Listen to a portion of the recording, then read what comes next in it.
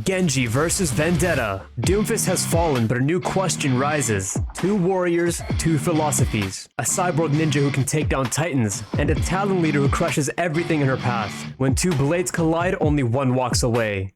The only question is who. This is episode 2 of Overwatch Death Battles, and we're going to be analyzing their feats to find out who would win a death battle. But first, a key rule. We're going to be running a bloodlusted fight, so no holding back. Now then, let's run the numbers.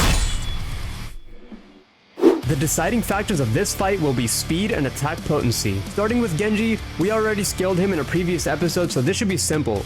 Genji can move at hypersonic speed. We know he is capable of deflecting and dodging bullets, and he is able to low-end speed blitz Doomfist way before his peak. Current Genji is even fast enough to deflect energy blasts. Based on real-world hypervelocity impact data, these blasts travel likely at Mach 5+, meaning Genji's reactions scale even higher. As for his attack potency, Genji is capable of easily severing body parts of a Titan-class Omnic. A Titan-class Omnic is made of Hyperium alloy, one of the strongest metals in the Overwatch verse.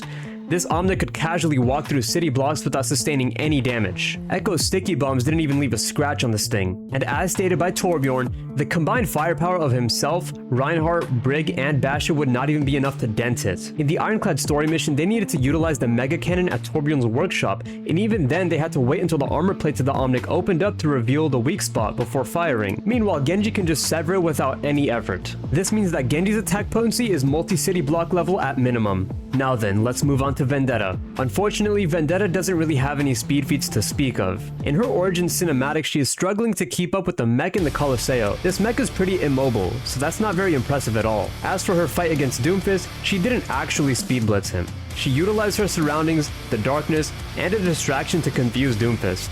If anything, that would be categorized as a battle IQ feat, not a speed feat. In this fight, Doomfist also really isn't doing anything. He simply just stood there and seemingly let Vendetta kill him. How do I know?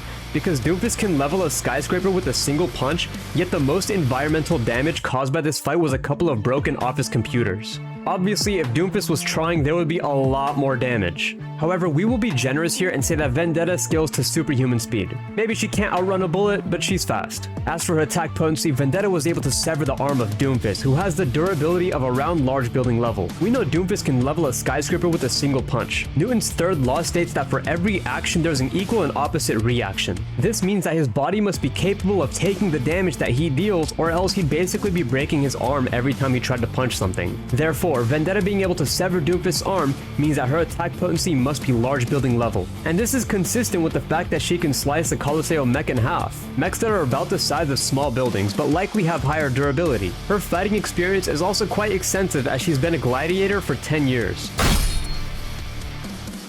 So then, let's wrap this up. Speed, Genji is hypersonic while Vendetta is superhuman. Attack potency, Genji has multi-city block level while Vendetta has large building level. So then who's the winner? Well, the winner is Genji.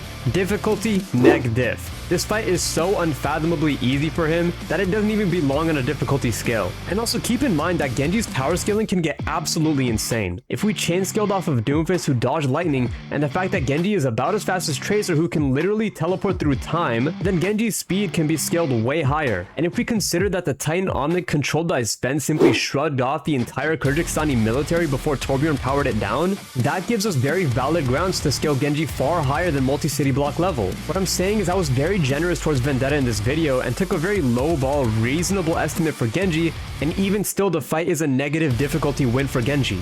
But who knows, maybe Vendetta, gets a flashback of daddy buying her a bike and playing dress up with her, and that lets her defeat Genji. In every single fight we've seen Vendetta in, she struggles initially, then gets a flashback of her dad, then instantly one-shots her opponent. You tell me though, is Genji's demonstrated strength, established presence, and hard work going to earn him the win this time?